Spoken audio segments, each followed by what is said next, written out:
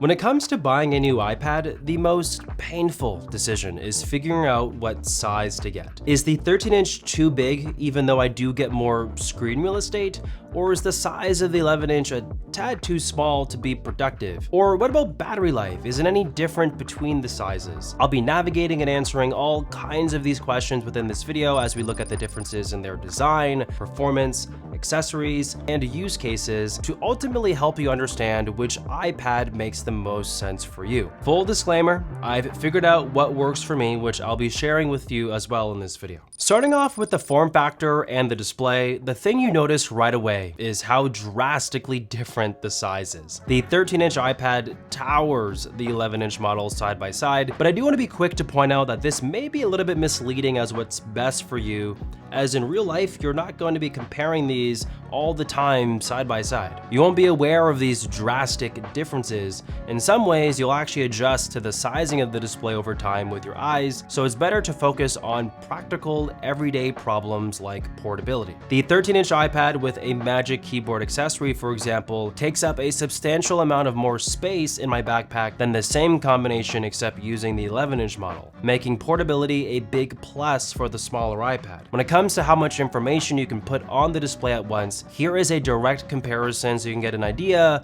of how much multitasking is possible on each size. From my experience, I do very little multitasking on the 11-inch iPad and use full screen 99% of the time, as I find it a tad too small to personally cram all of that information on there. With the 13-inch iPad, I can work comfortably with 2 apps open in Stage Manager and not feel compromised like I do on the 11-inch. Lastly, these iPads are tablets first and computers second, and I find the 11-inch is the perfect size for people who have intentions of using the iPad more like a tablet. It doesn't feel too big or too small. It actually feels just right in my hand. On the other side of things, the 13-inch iPad can feel very daunting at times when being used with your hands. However, Apple did try to make this a little bit better, as the larger iPad is actually thinner than the 11-inch model to help create this case to use this larger size like a tablet. And to be honest with you, I would be lying if I did admit that there is something magical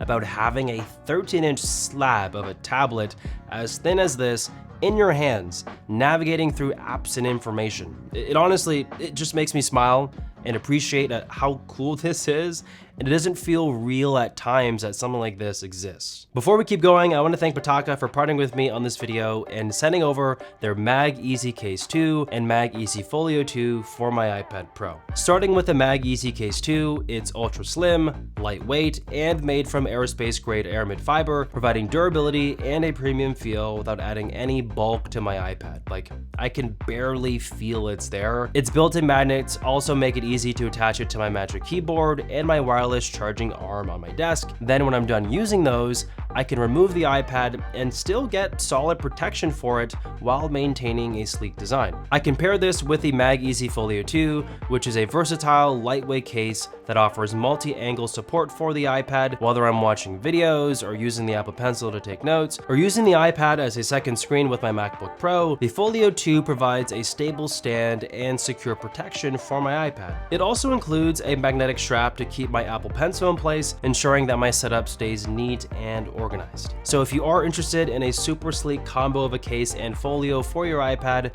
I would highly recommend the ones here from Pitaka. You can go ahead and click the link down below to get yours today. Okay, so now let's talk about performance. The great thing this year is that there is no compromise on what you get under the hood of these computers, regardless of the size you get. In both iPads, you get the M4 chip and the 120Hz ProMotion display, with both of them featuring the beautiful new tandem OLED display. Therefore, because both iPads will display content at the highest quality and feel incredibly fast for any kind of task that you do with it, we have to look at other things that might matter to you as a buyer other than pure raw performance differences, as they are pretty much negligible for most people. Let's take a listen at how these speakers sound in comparison to one another, because it is a little bit different.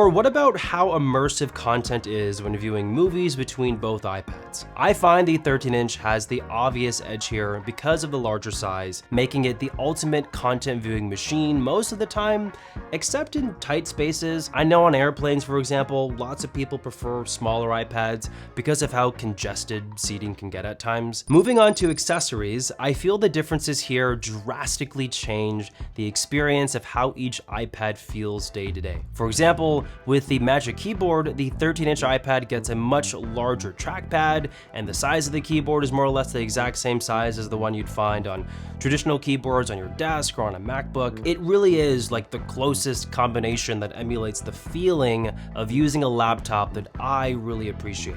For the 11-inch iPad, everything just across the board feels smaller, from the size of the keyboard itself, to the trackpad, and to the overall feeling of it being a bit too crammed for my taste. I've tried using the 11-inch iPad Air plus the Magic Keyboard combo for years. You can go ahead and watch my old videos, they're still up on the channel, and while I did appreciate that combo and I loved it for what it was, I always felt it was just a tad too small for my taste. Again, this is all my opinion, and if you are the kind of person who loves compact computers, I'm gonna be honest with you, there probably is not gonna be a better combination than the 11-inch iPad with the Magic Keyboard. When it comes to using the Apple Pencil, while I don't have an extensive digital arts background, I do like using my iPad to take handwritten notes when possible for learning certain things. The 13-inch iPad roughly matches the size of a regular 8.5 by 11 sheet of paper, while the 11-inch is noticeably smaller here. I definitely find more comfort with the Apple Pencil on a larger display because my hand doesn't come off nearly as much as on the 11-inch model. Because of this difference, I've actually taken more notes on an iPad than I ever have in my life because I've been using a larger iPad this time around. However, to be clear again, like the 11-inch model is perfectly suitable for Apple Pencil tasks. It's not like deficient in any way. I know a lot of people that like having something compact to write with on their Apple Pencil. I'm just telling you my preferences. I prefer something a little bit bigger when I'm taking notes on my iPad. In terms of use cases and real-life scenarios, this is where we can better contextualize everything we've talked about and start to create scenarios of which iPad may make more sense for each person. We'll be looking at the scenarios of a student, creative professional, and a casual user. Starting with students, you could make the argument for the 11-inch iPad as it is able to achieve everything you need the iPad to do for a cheaper price, which would be best since most students want to save money, and you get the added benefit of a smaller device for commutes and moving between classes. You would lose out though on what I'd argue is a more comfortable experience on the larger display for note-taking and using a keyboard attachment that is larger and easier to use, so it is all about priorities here. The same can be said for creative professionals, except I would go in the reverse. I'd ask yourself if the appeal of saving money and going smaller is worth it to you, because it wasn't for me as a professional. I've wanted a larger iPad for years. I've spent so much time with an 11-inch iPad for so long, but after going to the 13-inch size, my ability to be productive and get work done on an iPad has skyrocketed, and it really has become a computer that I use every day. Everything to me is just better. You get the larger display, it is more comfortable to use. Both the Apple Pencil and Magic Keyboard are way better to use on that size, in my humble opinion. This is my opinion.